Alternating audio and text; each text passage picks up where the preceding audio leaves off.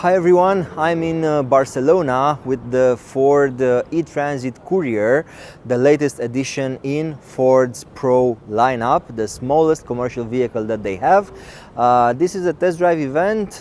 They organized this event here in Barcelona for journalists and for content creators and so on.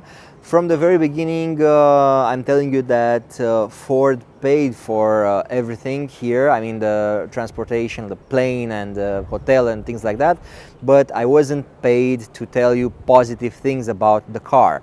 So everything you'll see in this video, it is my own opinion and my own judgment based on almost 20 years of automotive journalism.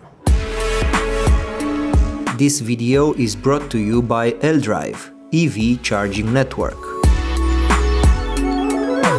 In the front it will be quite easy to tell that this is an EV because the grille here, the superior grille, it is closed. You cannot insert your fingers through the grille and to the radiator. This is a closed grille, but the lower part is still an opened one, and you still have some sort of radiator in there. But this is the hint that you have in front of you for the E-Transit Courier. In terms of headlight technology, you'll see this part here. This is the daytime running light. This is LED, but the main beam, the main beam and the high beam are still with conventional light bulb. Also, you have this cornering lights and fog lights. They are also with halogen lights. They are not LED. I think it will be more interesting to go in the back, but until we get there, I want to show you the wheels as well, because they have this wheel design. This is a 17-inch tire and wheel. And what's interesting is that they have these pieces of metal embedded in the rim. They are not covers or so. This is exactly how the rim comes from the factory. You have like a very tall lip here. It's almost half of a finger deep, in order to cover as much as possible from the wheel to have a better flow of air on the side of the vehicle. In the front you have ventilated disc brakes. In the rear you have, as usual for a vehicle this type, you have the drum brakes. You can see the drum over here. Now I want to show you the door system on the back of the car. Looks quite good. It's boxy, and I really like the robust design. You can see the E-Transit name over there. This is how you open the car. Okay, maybe I locked it. Let me check. Okay, we have the key fob here. Very simple Ford key fob. Let's unlock it. Yeah, that's it. I've heard the click. So, okay, we open this is the lever here to open this one as well. So here I have a load of 240 kilos. The car can take up to 700 kilograms, but here I have a medium load of 240 kilos to see how the car behaves with that kind of load. To open more the doors in the back, all you need is just to close them a bit and then just pull this yellow lever, and now you have them freely unlocked. This is the maximum opening point of the doors, just enough to make a room for a forklift, for example, to put your load in the cargo area. So this is how you'll see the car when the rear doors are fully opened. I'll now close them. I tested earlier and I really like the closing sound. Not for this one, this is okay, but when you close the second one, the main door, the sound is very well dampened. Just take a look, take a hear to this. Sounds very good. Let's see the side as well. Very easy operation. The door can remain open if you slide it till the end. I like that they have these very robust handles. They are very easy to operate, to open and close. And also the door closing sound, it's quite okay for the side door as well. This is the cargo space. You have the LED lamp over there, and here you can see that you can have access through this panel. If you fold down the front seat, you can have access through this panel to maybe to load longer objects, but right now it's obvious that I cannot open this due to the, I can see it's a magnetic system, but I cannot open it because I have the cargo here. But you have here the magnets, very easy system to understand, and I'll show you in the front how the seat works. Here it is. From the start you can tell that this is a very different kind of seat cover, because you have these instructions here, and also there is no plastic trim at all. So this seat somehow looks more narrower than the driver's seat. I need two hands to operate this. I cannot show you right now. I need to also fold this to remove the headrest, which is, I just need to bend it somehow. Okay, like this. Okay, that's it. I can do it also with only one hand. It's okay. So now the seat, the front seat, is fully folded, and I can have a longer object placed in the back through the cabin. This is very nice. To lift it up again, just unlock it from here, and you just need to put the seat again into the position. That's it. Before going to the driver's side, I want to show you also the charging port. This is the Type 2 connector, and if you open this part as well, you have the CCS, the combined charging system connector, that you can use to charge the vehicle. This is the unlock button, so when you charge the car, if you press this one, the port will open and will unlock the cable, and you can remove it from the charging socket. Now let's go to the front of the car to see also the engine bay, the electric motor bay. The lever, it's around here to release the bonnet, and you don't have some pistons or something like that to keep the bonnet in place, so I'll need to use this yellow lever. Okay, what I can see here is that I have some sort of frunk, because if I'm opening this, I can get access to the storage space good enough for the charging cables, for example, or the medical toolkit. You can close this as well. Looks like it's weather protected. You won't get water inside. You have this seal around the cover.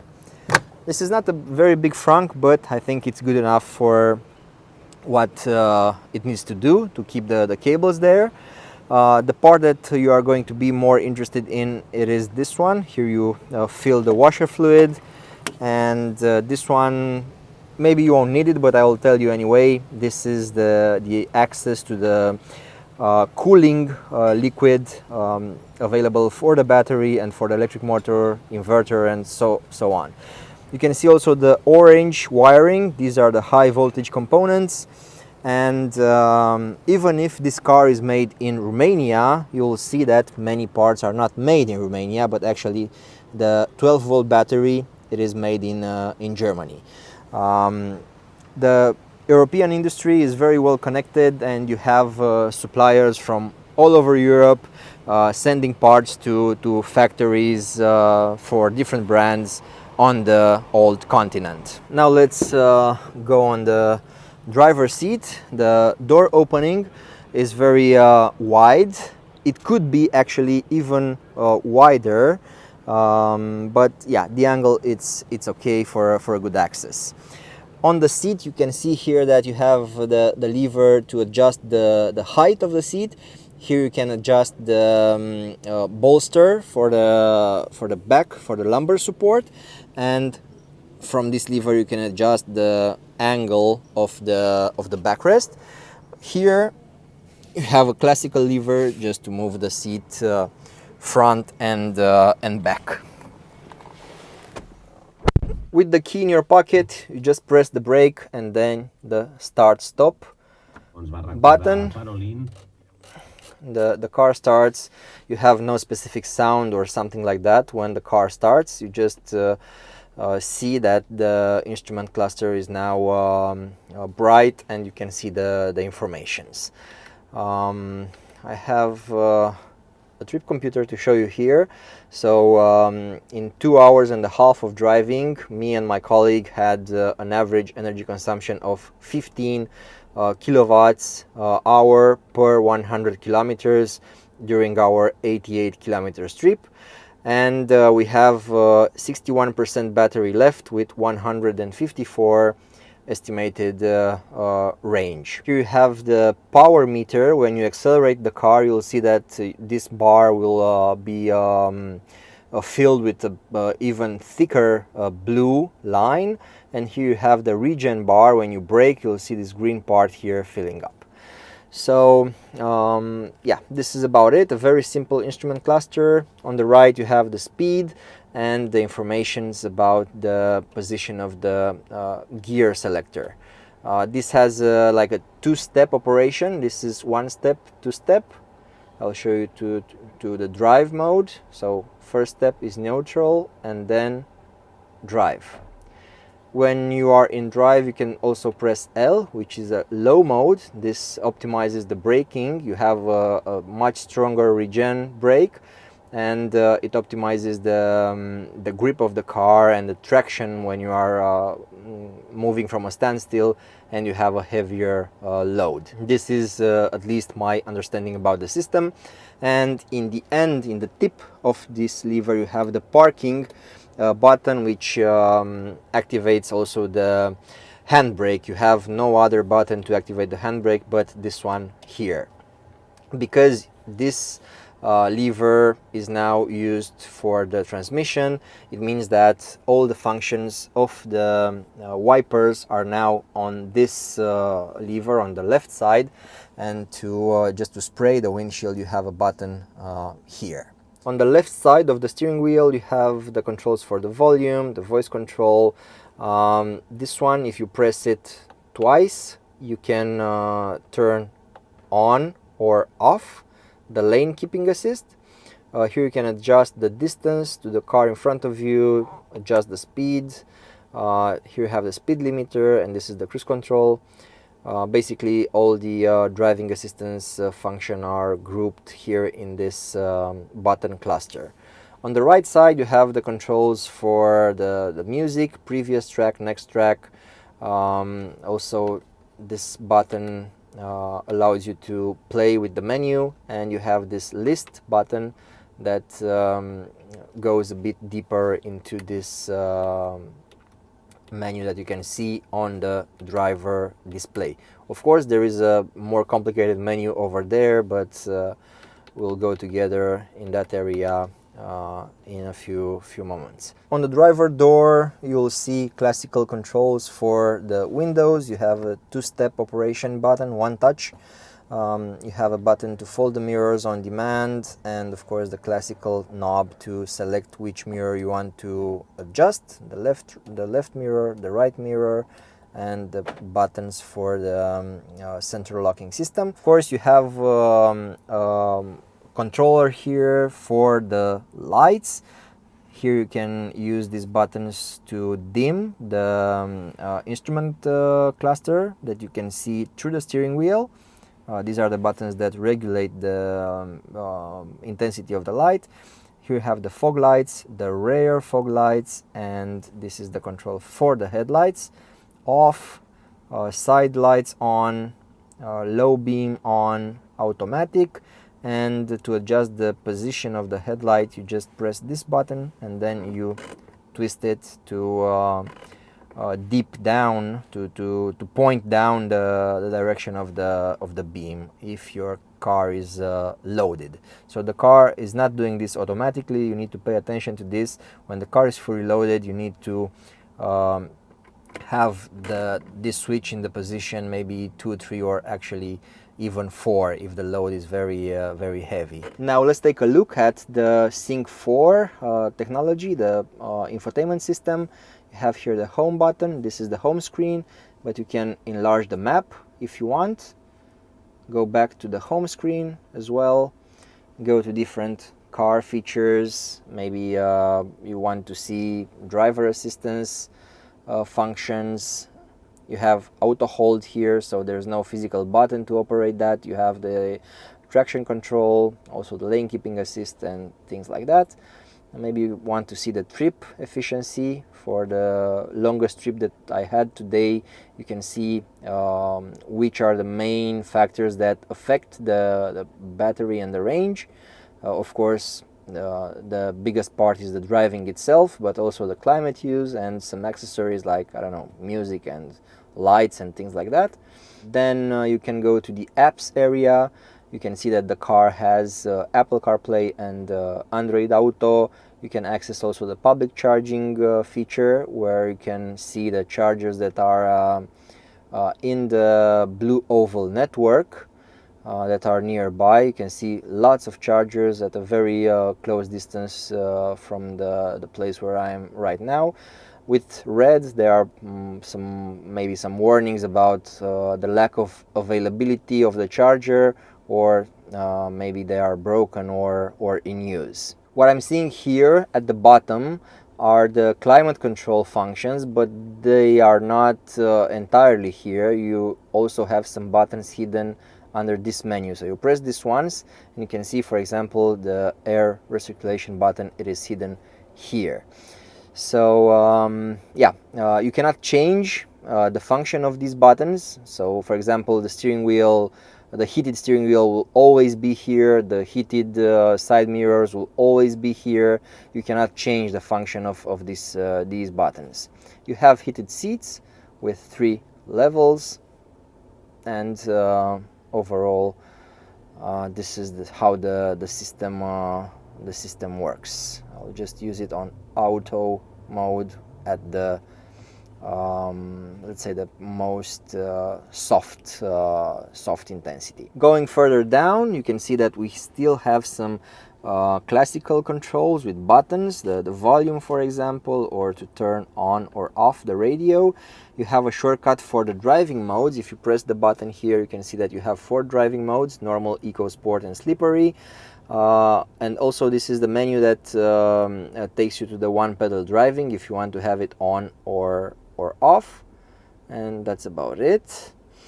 And of course you have a button to quickly defog the windows. In this area here you have a charging pad for your mobile phone if you have wireless charging, and further down you have this area of storage. You can have 2 cup holders with some other additional spaces for like chewing gum or things like that. And here I have some personal belongings. I'll show you just right away. This is quite a deep storage space, where you can also find the USB-C and the USB-A ports, and you can find also an ice scraper. The armrest of the driver, it is fixed on the driver's seat. You can hear the clicks, so it is height adjustable, but it is mainly for the convenience of the driver, even if the passenger on the right seat can use this too with his elbow.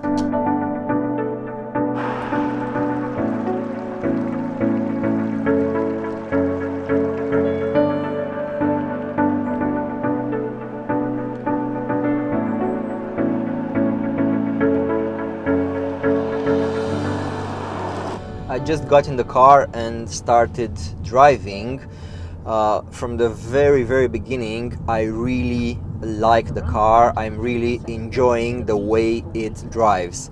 I had high expectations from Ford because everybody who had or who drove a Ford vehicle knows that they are paying attention to the driver satisfaction. They have very good driving settings, probably the most coherent brand when it comes to volume manufacturers and when it comes to this kind of settings.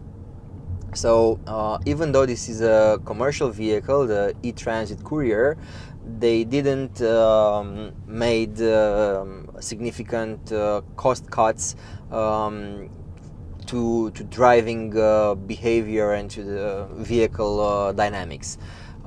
We have in the back a payload of 240 kilos out of the maximum 700 kilograms that this car can carry. In terms of volume, this cargo of up to 700 kilograms can be split in two Euro pallets. That's the standard cargo optimization for European commercial vehicles, and this is an improvement for the Courier because before it couldn't handle 2 Euro pallets. Now it can do that, and the payload of 700 kilograms it's very okay, considering also that this is an electric vehicle and it is heavier by design and by the way it is. The payload is good, the volume is also good, and with these 240 kilograms in the back, this electric motor of 136 metric horsepower does a really good job in keeping the car always safe, and I don't feel that I don't have enough power at any given moment with this payload. Probably it will be, I mean, you'll feel it when you have 700 kilograms, but at 240 it feels like an empty car almost.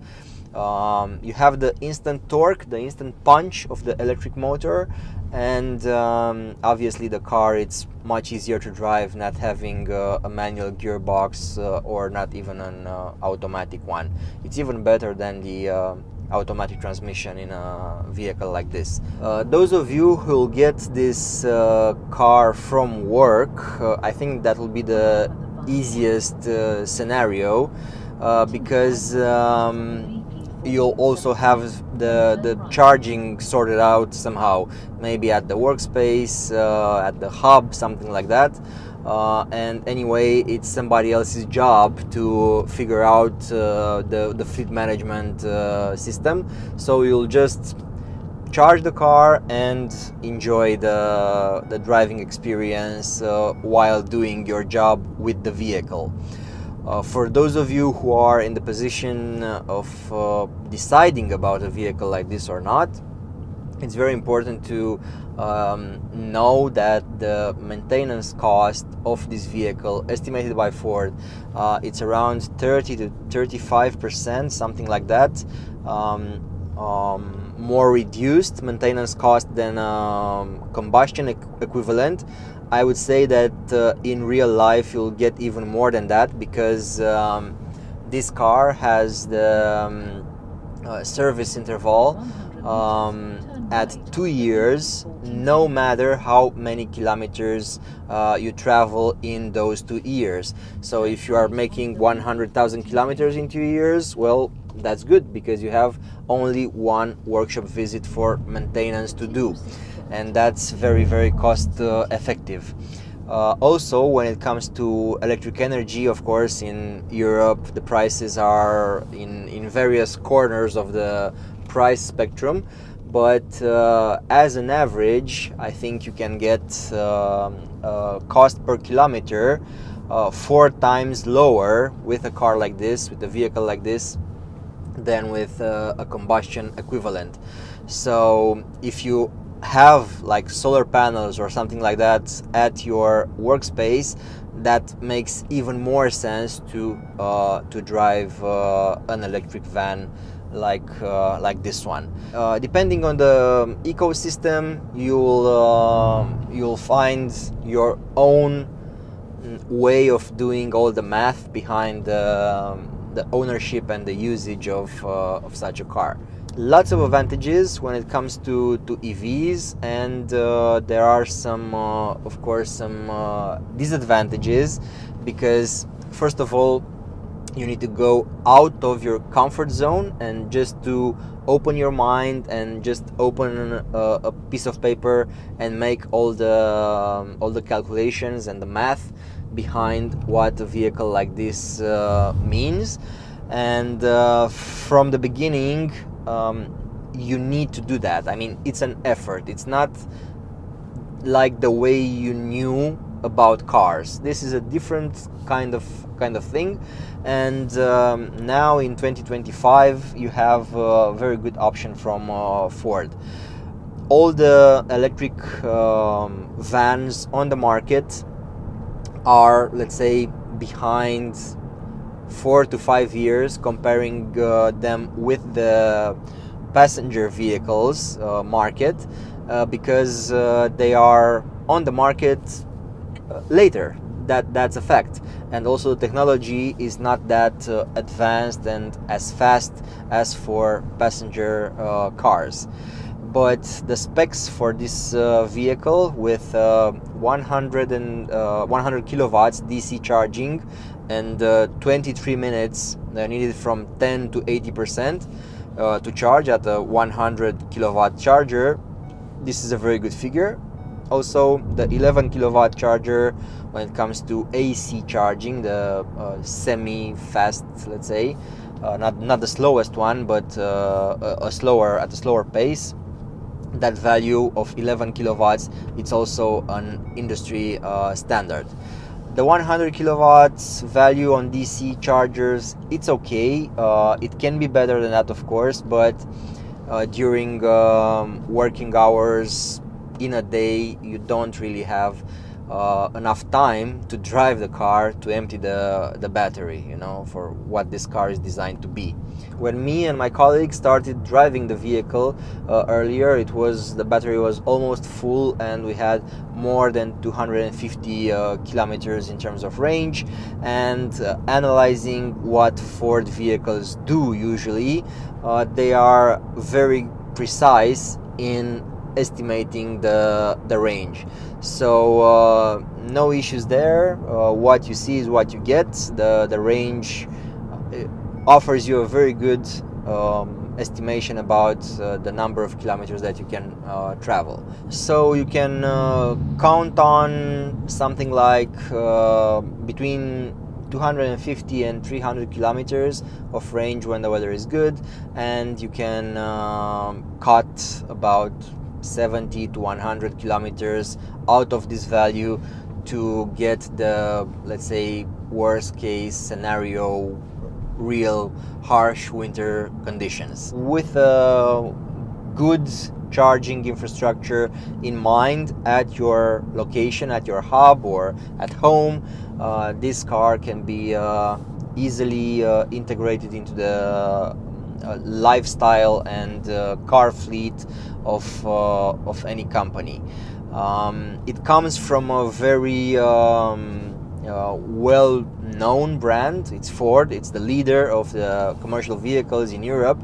So this is also a sign of, it's a guarantee somehow that the vehicle will perform at least at the performance that you expect from a combustion Ford Pro vehicle. Okay, so this is all from my side. I already handed the car to the Ford staff in order to take care of it and to prepare it for other journalists that are coming here to test it. I hope that this review was relevant for you. Thank you very much for watching. Don't forget to like, to subscribe, and to comment on the video if you want to talk with me furthermore about this car in the comment section. Thank you very much for watching. Till the next time, bye bye.